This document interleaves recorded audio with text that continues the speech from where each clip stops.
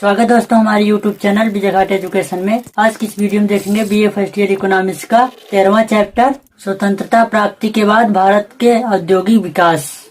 सबसे पहले हम प्रश्नों को देख लेते हैं। इस चैप्टर से कितने प्रश्न बनने वाले हैं।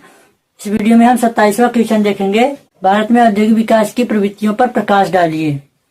फिर इसके अथवा में दूसरा प्रश्न है, स्वतंत्रता के पश्चात की अवधि में औद्योगिक विकास की प्रमुख विशेषताओं का संक्षिप्त वर्णन कीजिए। फिर इसके अथवा में तीसरा प्रश्न है, योजनाबद्ध में भारत के औद्योगिक विकास की आधारभूत प्रवृत्तियों की विवेचना कीजिए। तो दोस्तों हम इस चैप्टर में इन तीनों प्रश्नों का उत्तर हम इस वीडियो के माध्यम से अध्ययन करेंगे।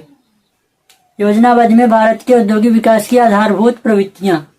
देश में आर्थिक नियोजन होने से औद्योगिक विकास हुआ है, जिससे योजनाबद्ध में औद्योगिक विकास की विशेषताएं भी कहते हैं। इसी को आर्थिक नियोजन अवधि में औद्योगिक संरचनात्मक परिवर्तन भी कहा जाता है। इन विशेषताओं एवं परिवर्तनों को निम्न मदों में रखकर हम स्पष्ट करेंगे, है ना। यानी जो देश में आर्थिक नियोजन हुआ है उसी के माध्यम से औद्योगिक विकास भी हुआ है।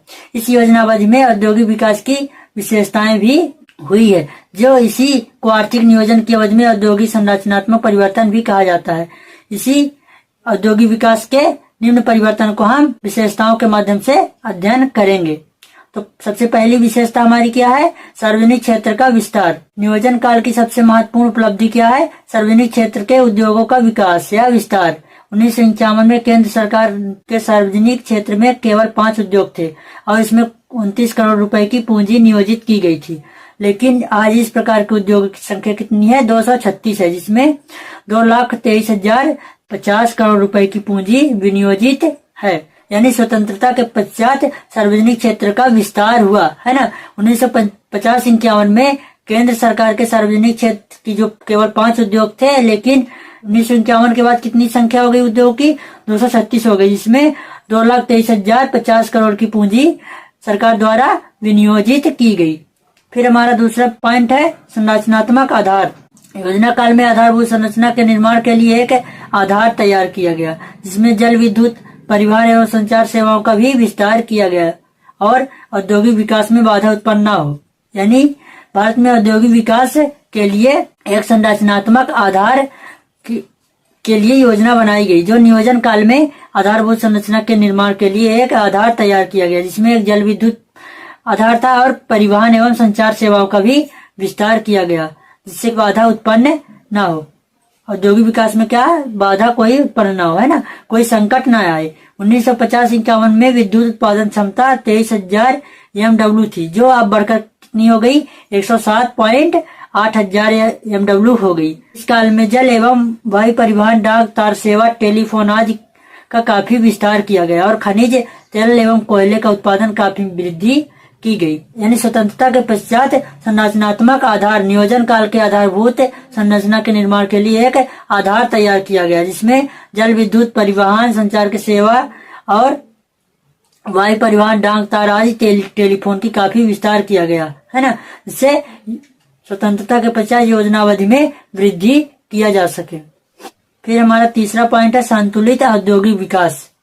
संतुलित औद्योगिक विकास। नियोजन से पूर्व देश में उपभोक्ता उद्योगों की आधारभूत उद्योगों की स्थापना को प्रधानता दी गई, जिसके अनुसार लोहा, इस्पात, सीमेंट, भारी मशीनें और औजार, विद्युत मशीनें, उर्वरक, पेट्रोल, रसायन, इलेक्ट्रॉनिक्स, जलयान एवं वायु निर्माण और मोटर, स्कूटर आदि उद्योगों को स्थापित किया गया, जिससे देश का औद्योगिक संतुलित विकास हो गया, है ना।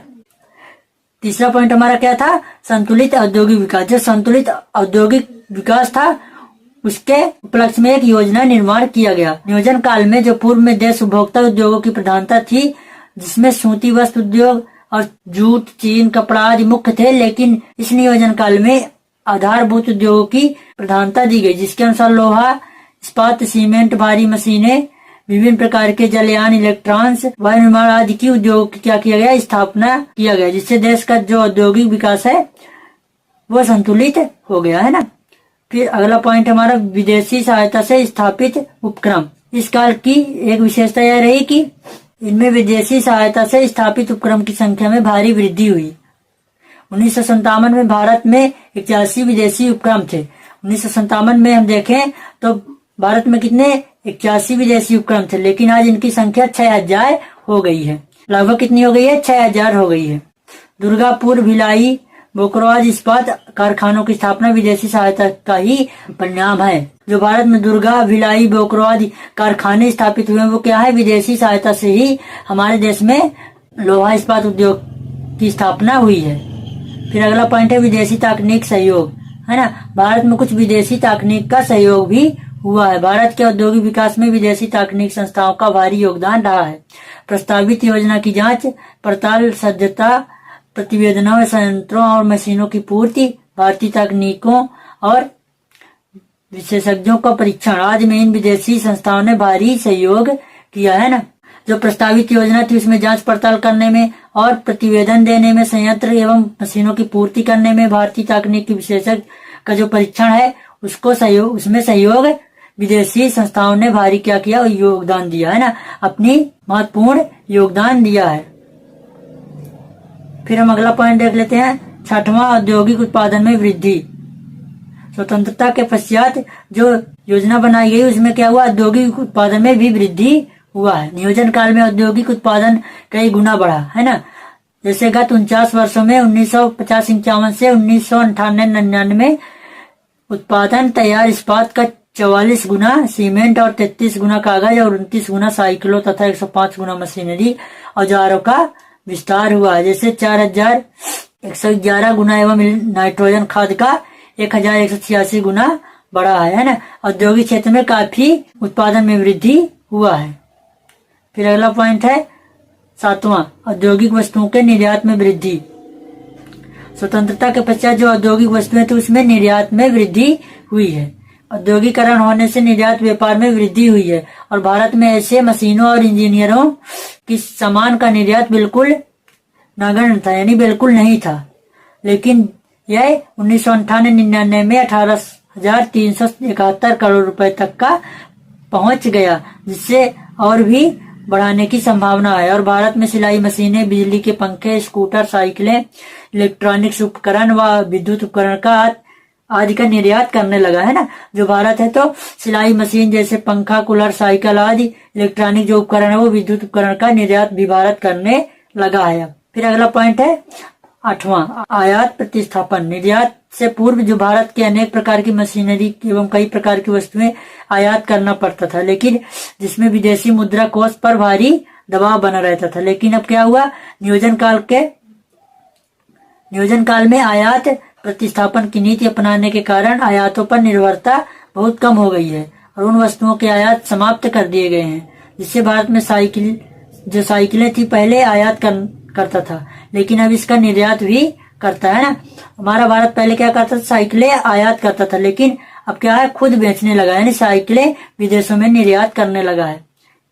इस प्रकार चीनी मिल, टेक्सटाइल, मशीनरी, एल्यूमिनियम, सोडा आदि, कास्टिक सोडा आदि का आयात भी नाम मात्र का रह गया है ना। हमारे देश में इन सभी वस्तुओं का उत्पादन होने लगा है। फिर 9वां पॉइंट है उद्योगों का क्षेत्रीय संतुलन। आर्थिक नियोजन से उद्योगों का क्षेत्रीय संतुलन करने में भारी मदद मिलती है।